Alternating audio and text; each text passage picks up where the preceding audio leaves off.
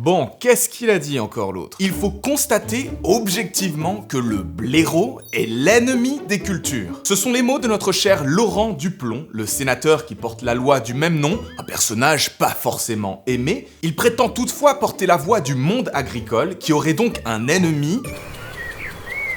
lui.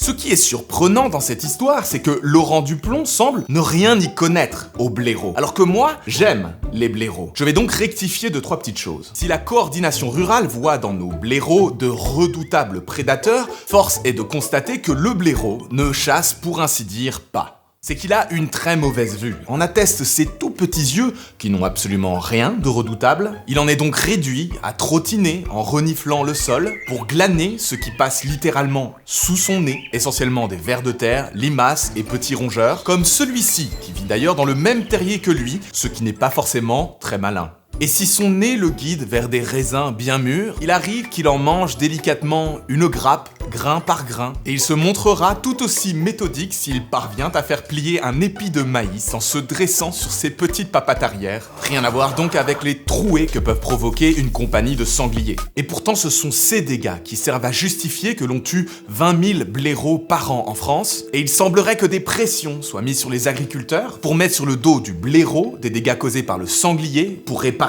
aux fédérations de chasse les frais d'indemnisation. C'est pas une caméra ça qu'ils ont mis?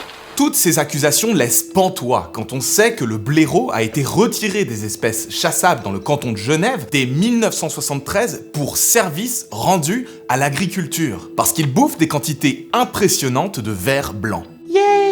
Est-ce qu'on pourrait pas faire mieux que le buter quand il nous dérange un petit peu ?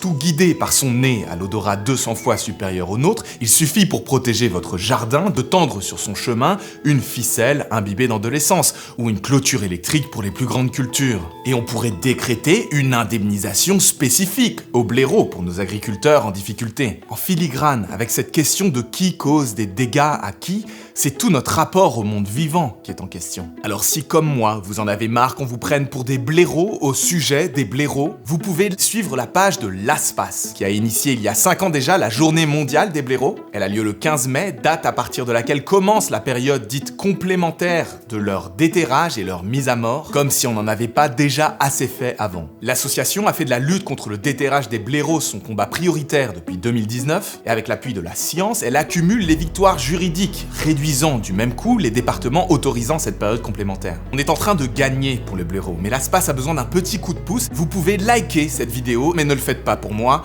faites-le pour lui.